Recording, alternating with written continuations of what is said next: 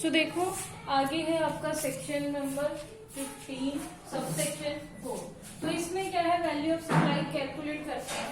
तो उसके अंदर क्या है, 5 रूल्स लगते हैं, 27, 28, 29, 30 और 31। जब ये तीनों रूल अप्लाई नहीं होते तो कौन सा रूल अप्लाई होता है, 30 और 31। तो 30वें रूल में क्या होता है, जो भी वैल्यू होती है उसकी कॉस्ट में ऐड कर दी जाती है 10% वैल्यू और 110% वैल्यू ऐड कर दी जाती है।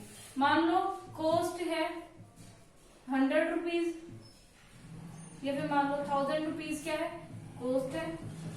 तो इसका 110% कितना हो जाएगा, 1100। तो 1100 क्या मान ली जाएगी, आपकी वैल्यू ऑफ सप्लाई मान ली जाएगी। ठीक है, ये तो हो गया रूल 30। रूल 31 देखो, रूल 31 में क्या होगा, जब आप उसकी कॉस्ट डिटरमाइन ही नहीं कर सकते तो आप क्या है, उसकी रेजिडुअल वैल्यू डिटरमाइन करोगे। रेजिडुअल वैल्यू में क्या होता है कि उसकी जो भी वैल्यू है वो एज पर प्रिंसिपल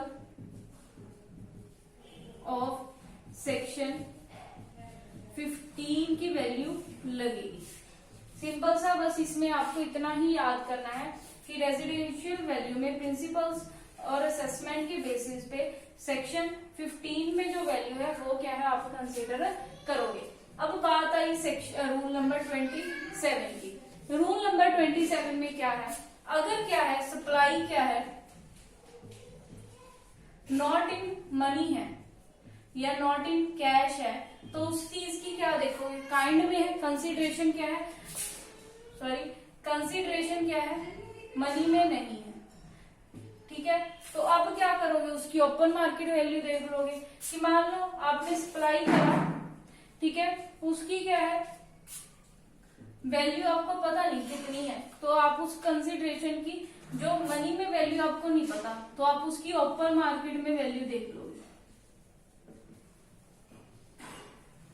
कि वो चीज पूरी मार्केट में कितने की बिक रही है। ठीक है, तो उसको आप क्या बोल दोगे, उसकी वैल्यू ऑफ सप्लाई बोल दोगे। कि मान लो पेन दे दिया जी, पेन मार्केट में कितने का है, 100 रुपए का। ठीक है, तो वैल्यू ऑफ सप्लाई क्या बन गई जी, 100 रुपीज बन गई। ठीक है जी, अगर ये चीज पॉसिबल नहीं है, मार्केट में वैल्यू उसकी है ही नहीं, उस चीज की एग्जैक्ट वैल्यू मार्केट में नहीं है, तो इस केस में क्या है, पॉइंट बी, ये तो ए हो गया। ठीक है, ओपन मार्केट में वैल्यू पता करना। देन क्या है, पॉइंट बी है। पॉइंट बी में आप क्या है, then if the open market value is not available, be the sum of the such consideration in money and the such further amount in money as equivalent the money not to supply in the money, such is known as time of supply। तो क्या करोगे, supply जो value है वो कैसे calculate करोगे, non monetary consideration जो होती है, कि मान लो जैसे अब मैंने आपको बता ही दिया ना कि उस पेन की वैल्यू कितनी है, नहीं पता आपको। ठीक है, तो आप क्या करोगे, उस पेन की वैल्यू ओपन मार्केट की बजाय कहीं और से पता करोगे कि वो पेन की एक्चुअल में वैल्यू कितनी बनती है। कि मान लो सप्लाई आपने करी 1 लाख रुपए, ठीक है, उसने आपको कैश दे दिया जी 90,000 का, और क्या दे दिया, प्लस क्या दे दिया, पेन दे दिया। ठीक है, तो अब आप क्या मानोगे, उस पेन की वैल्यू कितनी है, बाकी का 10,000 रुपए।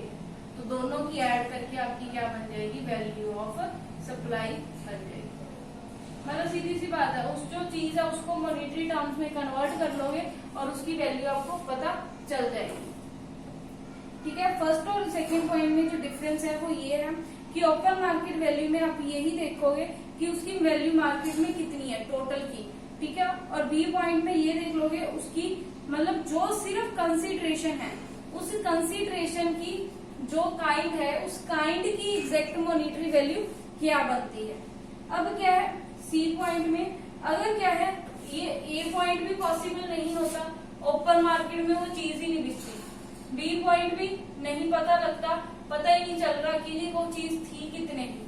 अब वो पॉइंट आ गया सी, उसके रिगार्डिंग उसकी सिमिलैरिटी की चीजें सप्लाई की काइंड की, उसकी वैल्यू देखोगे। ठीक है, तो सेम चीज की वैल्यू कि मान लो अब ऐसे ही है, पेन दिया है, ठीक है, वैसा पेन मान लो कि वो बॉल पेन है, वो बॉल पेन और बॉल पेन कितने प्राइस पे बिकते हैं। ठीक है, जैसे ₹5 वाले की कैटेगरी में रखोगे उसको, 10 की में, 20 की में, कितने रुपए वाला वो बॉल पेन होगा। ठीक है, जैसे अब आपको इस मार्कर की वैल्यू नहीं पता, ठीक है, तो इस मार्कर की वैल्यू, इस ऐसे ही मार्कर की वैल्यू क्या, आप मार्केट में जाओगे और पूछोगे कि मार्कर कितने का आता है, फिर देखोगे कि ब्लैक कलर का मार्कर, ठीक है, व्हाइट बोर्ड वाला, वो कितने का आता है। ठीक है, तो उसकी क्या है, काइंड की वैल्यू सिमिलर प्रोडक्ट की क्या है पता कर लोगे। ठीक है जी, तो उसको क्या मान लोगे, वैल्यू ऑफ सप्लाई मान लोगे। अगर ये तीनों पॉइंट क्या है पॉसिबल नहीं है, तो कॉस्ट में 110% ऐड कर दोगे, और नहीं तो फिर सेक्शन 15 में फॉलो कर दोगे। ये था रूल 27। ठीक है, ओपन मार्केट वैल्यू देख लोगे, नहीं पता लगी, ठीक है, फिर बी पॉइंट में आ जाओगे, जो सिर्फ उसकी कंसीडरेशन है उसको मनी में कन्वर्ट कर लोगे। ठीक है, फिर सी पॉइंट में आ जाओगे, उसकी जो उस प्रोडक्ट के साथ के प्रोडक्ट हैं उस चीज की वैल्यू फाइंड आउट कर लोगे और उसको वैल्यू ऑफ सप्लाई मान लोगे। ठीक है, उसके बाद आ गया रूल 28। रूल 28 किसके लिए है, जब क्या है गुड्स और सर्विसेज क्या है रिलेटेड पर्सन को दी जाती है। रिलेटेड पर्सन, रिलेटेड पर्सन का मतलब क्या होता है, related person other than agent. Related person को या दे दी मतलब क्या है, मान लो किसी ने रिलेटेड पर्सन में आपको बताया ही था उस वीडियो में, जैसे कि सप्लायर ने एजेंट को माल दे दिया, रिलेटेड पर्सन है। ठीक है, ऐसे सप्लाई हुई है गुड्स की, तो उस केस में कैसे करोगे, वैसे ही ए पॉइंट ओपन मार्केट वैल्यू देखोगे, नहीं पता लगी, बी पॉइंट में ओपन मार्केट वैल्यू नहीं पता लगी, तो वैसे ही काइंड एंड क्वालिटी की चीज कितने में मिलेगी वो पता लगा लोगे, नहीं पता लगा। सी पॉइंट में आ जाओगे, रूल 30 नहीं लग रहा पता, और फिर डी में रूल 31 लगा दो। ठीक है, आगे है रूल 29। रूल 29 में क्या आएगा, जब क्या है सप्लाई किसको की जाती है, टू एन एजेंट। यहाँ पे सप्लायर और या फिर ये लगा लो, सप्लायर ने किसको दिया है, डिस्ट्रीब्यूटर को दिया इसमें 28 में। ठीक है, एजेंट वर्ड से कंफ्यूज हो जाओगे, एजेंट वर्ड 29 के लिए बचा के रखो। उसके बाद इसमें क्या है, ए पॉइंट, सबसे पहले दो चीजें इसमें आप कंपेयर करेंगे, एक तो है open market value,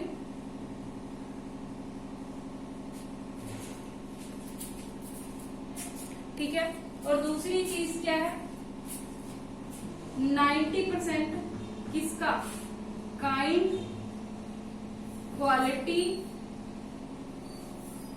of supply का, उसकी सिमिलर दोनों चीजों में कंपेयर कर लोगे तो 90% उसी चीज की वैल्यू सेम काइंड की सेम क्वालिटी की किस बेस पे मिलती है, उसका 9% या फिर ओपन मार्केट वैल्यू उसको मान लोगे आप वैल्यू ऑफ सप्लाई। अगर नहीं फॉलो होता तो वैसे ही रूल 30, और अगर नहीं उसके बाद भी नहीं होता तो सी पॉइंट में रूल 31।